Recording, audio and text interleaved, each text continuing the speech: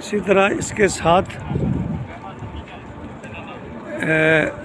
مشرق کی طرف، یہاں مشرق کی طرف ایک اور مسجد ہے، یہ البتہ کھلی ہے، اس کے اوپر لکھا ہے مسجد الغمامہ، کسی صحابی کے نام پہ ہے، جس کا طرز تعمیر بھی اسی طرح کا ہے، بالکل سیم اسی طرح کا، پتھروں کو تراش کے، لیکن یہ اس سے تھوڑا سا جدید لگ رہی ہے، یعنی تھوڑا سا اس کی طرز تعمیر جو ہے اس سے زیادہ بہتر۔ اس میں ایک محراب ہے، یہ محراب یہاں دیکھیں، ایک محراب ہے باہر کی طرف، اور اندر اس کے کیا ہے، میں جوتے اتار کے جانے کی کوشش کروں گا۔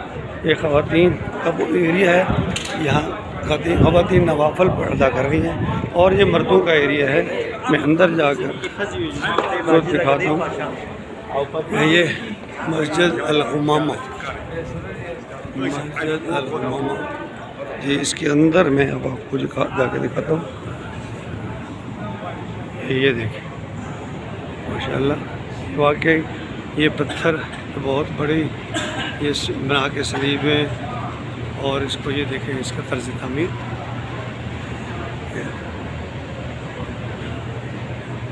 واقعی بہت ہی پرانا طرز تعمیر ہے۔ یہ دیکھیں سامنے محراب ہے، اس کے ساتھ فانوس لگا ہوا ہے، اور یہ مسجد بھی بہت ہی پرانی ہے، ہو سکتا ہے یہ نبی پاک کے دور کی تعمیر ہو۔ یہ دیکھیں پتھر اس طرح ناہموار ان کو کاٹ کے بنایا گیا ہے، یہاں لوگ نفل پڑھ رہے ہیں۔ مسجد الغمامہ یہ بہت بڑی مسجد نہیں ہے، لیکن ہم جس طرح ہمارے ہاں جو مسجدیں ہیں دیہات کی، اس سے جسامت ہے اس کی، اس سائز اس طرح ہے، لیکن طرز تعمیر قدرے ماڈرن ہے، بہت زیادہ نہیں ہے۔ لگتا ہے یہ حضرت ابوبکر صدیق کی وہ جو مسجد تھی، اس مسجد کے بعد کا اس کا طرز تعمیر ہے۔ کچھ اس کو اپ گریڈ کیا گیا ہے، لگتا ہے یہ جو بیرونی دیواریں ہیں کچھ اس کو گرا کے ان کو دوبارہ بنایا گیا، لیکن یہ اندرونی جو اس کے پلر ہیں نا، یہ پلر یہ بہت پرانے لگ رہے ہیں، اوریجنل نظر آ رہے ہیں کہ اس کا تعمیر بہت پرانا ہے۔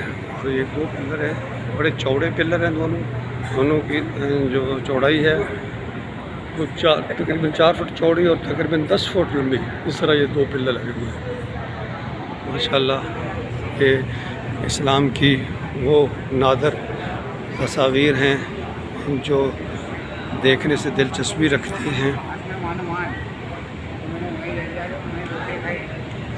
انشاءاللہ اگلی کوئی تاریخی مقام ملا وہ بھی آپ کو دکھانے کی کوشش کریں گے، مسجد الغمامہ کا۔